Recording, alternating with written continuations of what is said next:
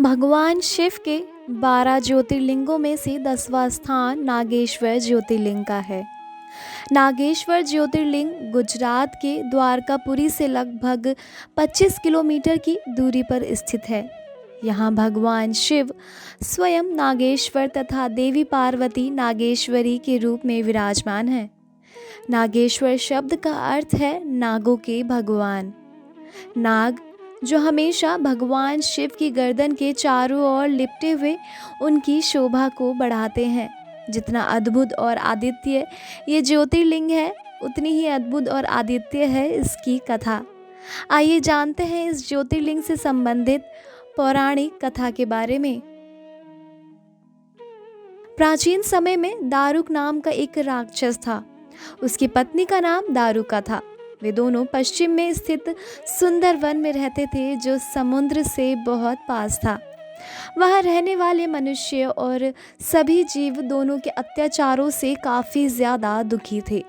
एक दिन वे सभी ऋषि ओर्व के पास पहुँचे और उन्हें अपने दुख का कारण बताया और प्रार्थना की कि हम सब आपकी शरण में आए हैं, अतः आप हमारी रक्षा करें। उन सभी की बात सुनकर ऋषि बोले, आप चिंता ना करें, अधर्मियों का नाश अवश्य ही होता है।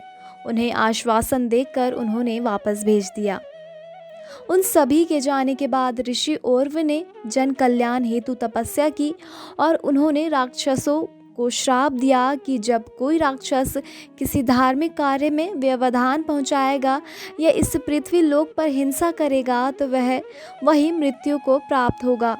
ऋषि ओर्व के श्राप देने के बाद देवताओं ने उन पर आक्रमण कर दिया। देवताओं और दानवों के बीच बड़ा भयानक युद्ध हुआ।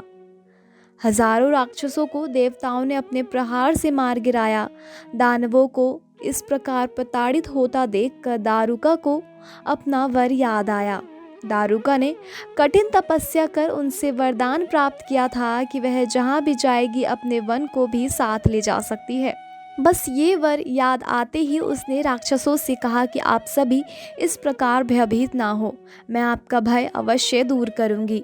ये कहकर दारुका ने राक्षसों के साथ उस वन को उठाकर समुद्र के मध्य में स्थित कर दिया। वहाँ वे सभी दानव भयमुक्त रहने लगे। वहाँ पर भी उनके अत्याचार खत्म नहीं हुए। वहाँ के जानवरों और समुद्र में रहने वाले जीवों पर उनके क्रूर अत्याचार शुरू हो गए। एक दिन दारुका ने देखा कि बहुत से मनुष्य नावों में बैठकर उसके वन के पास से गुजर रहे हैं। दारुका ने ये सूचना अन्य दानवों को दी। दानवों ने उन मनुष्यों को पकड़कर कैद कर लिया।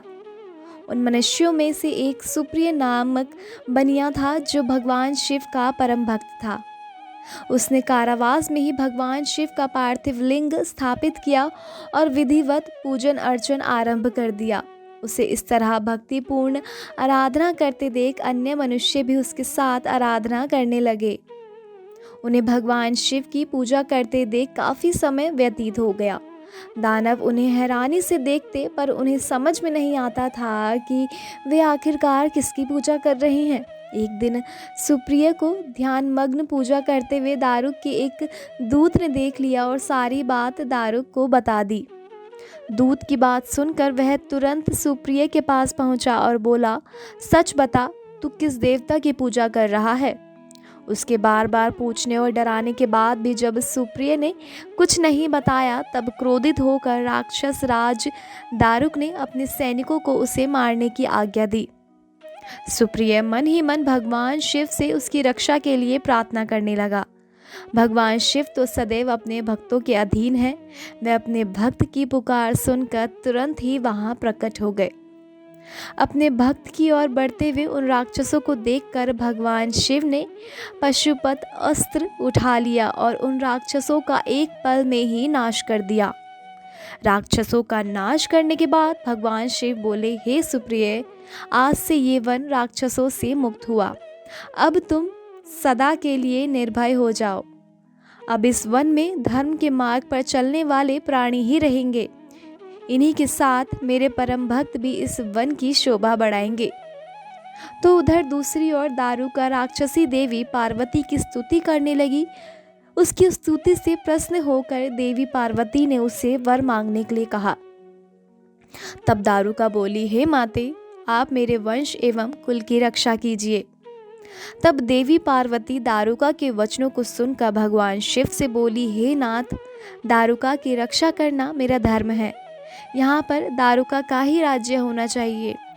देवी पार्वती की बात सुनकर भगवान शिव बोले, हे देवी, आपकी इच्छा अवश्य पूरी होगी, परंतु अपने भक्तों की रक्षा के लिए मैं यहीं पर स्थित रहूँगा, ताकि कोई भी धर्म का नाश ना कर सके। ये कहकर भगवान शिव और देवी पार्वती वहाँ ज्योतिर्मय रूप में पार्थिव लिंग में स्थित हो गए। त्रिलोकीनाथ भगवान शिव नागेश्वर नाम से व देवी पार्वती नागेश्वरी नाम से प्रसिद्ध हुई। कहते हैं कि नागेश्वर ज्योतिर्लिंग के दर्शन के बाद जो मनुष्य उसकी उत्पत्ति से संबंधित कथा सुनता है, वह समस्त पापों से मुक्त हो जाता है।